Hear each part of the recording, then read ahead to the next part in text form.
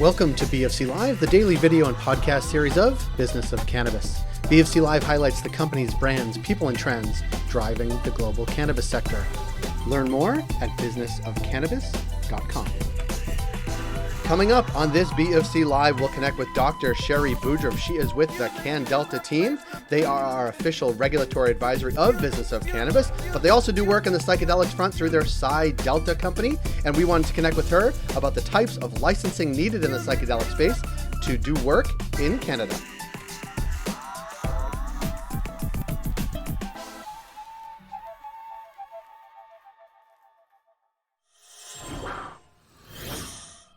Sherry Boodram, thanks for being here early on a Monday morning. Thanks for having me, Jay. We've had a couple of conversations with the team at CannDelta and PsyDelta talking about psychedelics. I think the last one was about things to consider when thinking about a testing lab for psychedelics. Right. But I want to dive in with you about, I guess, different kinds of licensing available in psychedelics and what you're seeing in that space. Is that okay?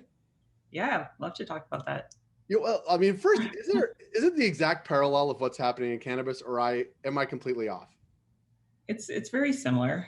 Yeah, definitely similar. The industry is moving towards that, always looking for new things to get into and be innovative and forward thinking. So it's a super natural progression, in my opinion. And dealers' licenses are not new by any means. They've been around under the Controlled Drugs and Substances Act for many years, and as you know, cannabis was originally regulated under the Controlled Drugs and Substances Act. So you would need a dealer's license if you were looking to do conduct activities with cannabis. Previously, particularly research, analytical testing, you would need a dealer's license for that. I mean, notwithstanding the fact that calling it a dealer's license is funny in either cannabis or psychedelics, but tell me exactly what a dealer's license is, and is it a license, not a license, because is it an opportunity to cultivate mushrooms? Tell me exactly what a dealer's license entitles you to. Yeah, no, for sure. So a good dealer's license is a type of license that you would need if you're looking to handle and perform activities with controlled drugs and substances. So substances that are listed under the Controlled Drugs and Substances Act, and the activities can range from possession, production, assembly, sale and distribution, transportation, delivery, lab analysis, research and development, clinical studies, and you can also do import and export. So there are very specific activities that can be conducted under that license, and if you're looking to apply for that license, you would need to be really conscious and mindful of the activities that you're looking to do and select those when you're applying for the license. And what are you seeing in psychedelics now? What types of within the sort of title of dealer's license, what within those categories are people actually looking to do right now that you've seen? Possession, for sure. Sale, a lot of research and development. Some companies are also looking for distribution. Sale is a part of that. And also clinical studies, because historically there hasn't really been too much research into psychedelics. And there's a lot of value that people are seeing now with psychedelics, especially where microdosing is concerned. And I think you hear a lot about that in the industry, and people really want to understand how small amounts of hallucinogenic substances or drugs can really create an effect on cellular responses and at a therapeutic level, because we all know that hallucinogenic substances, sorry, it's early in the morning. It's early on Monday. Yeah. Hallucinogenic substances causes changes in an individual's perception or mood or cognition, and at controlled dosing, particularly by way of microdosing, you're able to decrease the amount such that you're producing unlikely whole body effects, and you can really hone in on very specific cellular responses. So that's why there's a lot of interest towards that, of really studying the therapeutic effects of that and the value, and seeing how we could really commercialize this in a long-term manner and really be able to develop a market. I mean, of course, the regulatory side is a whole other story of that, but there's definitely value there.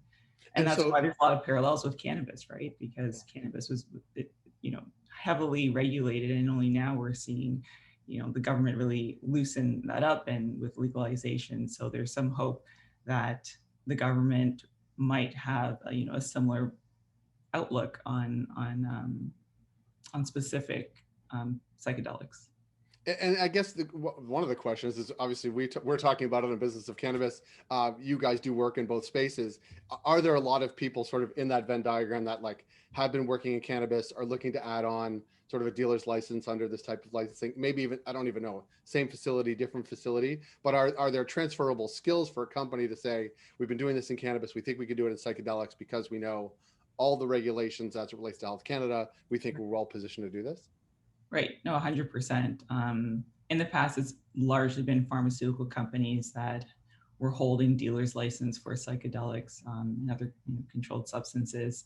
And they're very used to the regulations that pertain to, larger scale production for human use. And, a lot of these facilities are already GMP certified, that would allow for the production for human use. So they're, largely you would see that, right? And they had the vaults that went along with it. They're very used to working in a regulated industry. So you would see that a lot. But now you're starting to see cannabis companies wanting to get into the psychedelic space and really being competitive with pharma. And I think that's a very natural transition.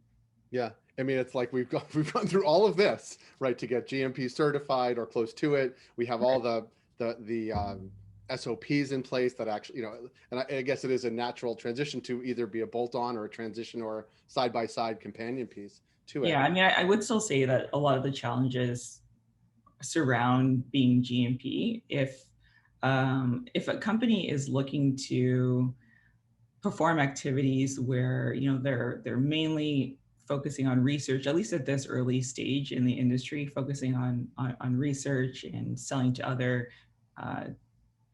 other companies with dealers licenses for research purposes, for example, there's certain activities you can do, even some level of storage, you could do that without being GMP certified. And that's a lot of the times where you see cannabis companies getting into the space, at least at an entry level, where eventually the industry is going to move towards wanting to really produce these compounds for human consumption, especially when there's some avenue for large scale commercialization, and they will need to be GMP certified. And this is kind of where pharma, I think, has, at least at this point, somewhat of an advantage for already kind of being in that space for that. But cannabis companies, they're definitely resilient, I think, and really eager to get into the space. And for sure, I think we're going to see more and more cannabis companies applying for a dealer's license to work with psychedelics. Is there a place to find out all the companies that have applied for this or have it? Like no, unlike cannabis, I mean, Health Canada is really good at publishing cannabis license holders, but yeah, every Friday. Psychedelics, no, they maintain their own internal list, but it's not published in the same manner. So from your perspective, like, and without even being able to see that full list, like, is it your sense that there are some, many, few, a couple? There definitely are a good number. There's definitely been an increase. I mean, as a regulatory consultant, we definitely see the evolving needs of the industry, whether that's cannabis or where cannabis is going, and pharma as well, and what's kind of new and hot. So for the past few months, we've seen a noticeable surge of interest in dealers' licenses because of the trend in the industry towards psychedelics. Yeah. It's interesting because we have obviously sister publications focused on it, but obviously there's lots of excitement, but how that excitement either at the capital markets or just general conversation, not trickle down, but bubble up from people actually saying, we want to receive Health Canada's authority to do this and psychedelics on our dealer's license.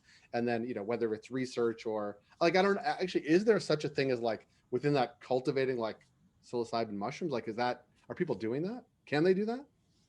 Well, I mean, cultivating, you can do that. You can do that. For sure, you can do that. From, again, like if you're looking to cultivate and for the purposes of Research. selling for human use. I mean, that's definitely another conversation with GMP, but a lot of people are looking to cultivate and extract for sure. Mm-hmm. Yeah. It's like there is this funny, it's not funny, and it's not necessarily parallel, but there are several of the same key components that we've seen in cannabis, happen over time. And then seeing it, and I think obviously, as you said, a lot of it is right around research or novel research around how this impacts humans right now. Yep. Yep. And I guess that actually lends itself to the question, if this is something that obviously people can't apply for, is this license that is happening? And there's this push, I think, obviously we've seen people get authorization to actually use mushrooms as part of either end-of-life care or other reasons. Do you think Canada will be an especially good place to do like psychedelic research, like clinical trials?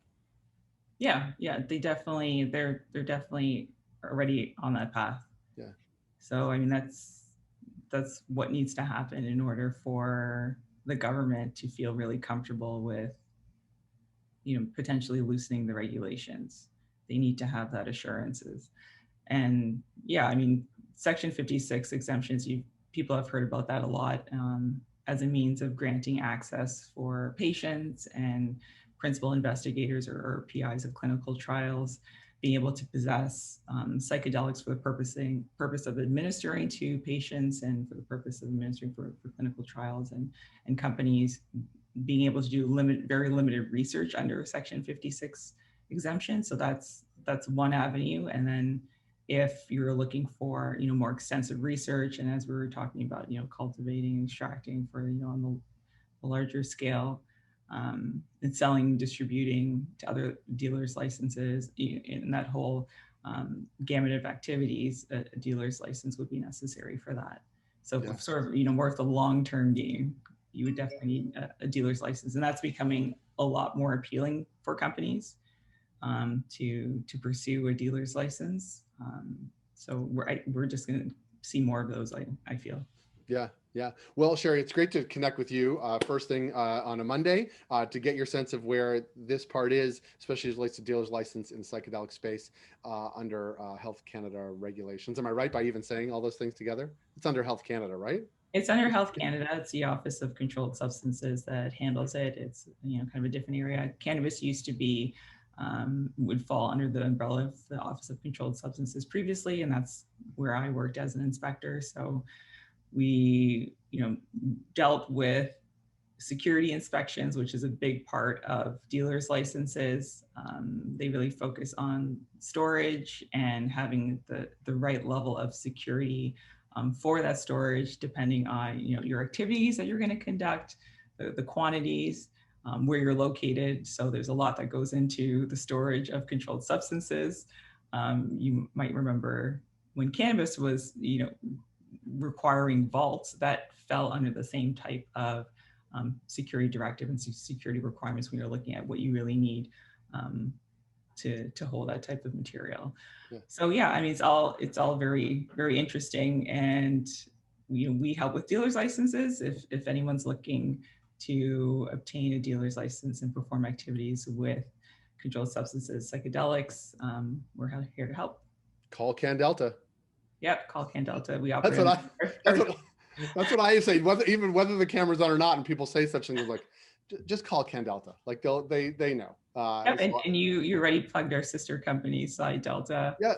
Which manages our psychedelic projects. Yeah, and I would push people back. A few weeks ago, we met with Ellen, and she was telling us about how to sort of think about testing labs as it relates to psychedelics. So I'll push that as well as we post this. So Sherry, thanks so much for being here.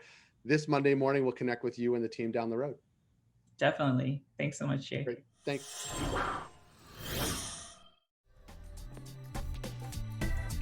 That was Dr. Sherry Boodram from CannDelta. If you like this program, please rate and review us on Apple Podcasts, Spotify, or wherever you get your podcasts. It helps support the work we do.